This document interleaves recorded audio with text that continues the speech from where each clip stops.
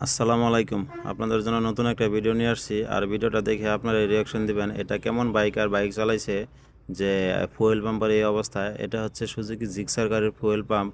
আর এই ফুয়েল পাম্পের ভিতর কি পরিমাণ জং, কি পরিমাণ ময়লা থাকে।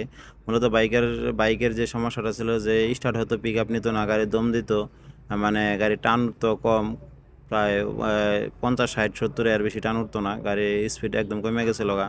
মূলত ফুয়েল পাম্পের ভিতর যে ময়লাগুলা জমে আছে, এই ময়লার কারণেই ফুয়েল পাম্পের প্রেশারটা ঠিকমতো পাইতেছে না, যার জন্য ময়লা। আর এগুলো ভাই ময়লা কইলে ভুল হবে, এগুলো হচ্ছে স্বর্ণের চেয়ে দামি জিনিস, যেহেতু এগুলো অনেক দিন লুকাইছিল। আপনারা যারা পুরাতন বাইক চালান আপনারা খোঁজ নিয়ে দেখতে পারেন, আপনাদের বাইকের ট্যাঙ্কির ভিতরেও এমন ময়লা থাকতে পারে। এটা আমরা ট্যাঙ্কি ওয়াশ করছি এবং ফুয়েল পাম্পটা সম্পূর্ণ খুলতেছি, খুলে হেরে ভিতরে থেকে ওয়াশ করব। আর দেখেন এগুলো জিনিসটা হচ্ছে স্বর্ণের চেয়েও দামি জিনিস। আর আপনারা বলেন বর্তমানে এর বাজারে এইটা যদি স্বর্ণ হতো কতগুলো টাকা দাম হতো। এই এগুলোর এগুলো অনেক দিন লুকাই ছিল ভাই, এখন এগুলো আমরা ভিতর থেকে বের করতেছি। মূলত বাইকার সে 50-60 হাজার কিলো চালাইছে, কখনো গাড়ি মাস্টার সার্ভিস বা করে নাই, বা ফুয়েল পাম্প ট্যাঙ্কি এগুলো ওয়াশ করে নাই। আমাদের কাছে ফার্স্ট টাইম খোলা। আমরা খুলে আরে ভাই দেখে তো পুরাই অবাক যে এতগুলো ময়লা নিয়ে কীভাবে বাইক চালালো। আর বাইকারটাও কেমন যে গাড়িতে যে সমস্যাগুলো হচ্ছে সে তার দিকে কোনো খেয়ালই নাই।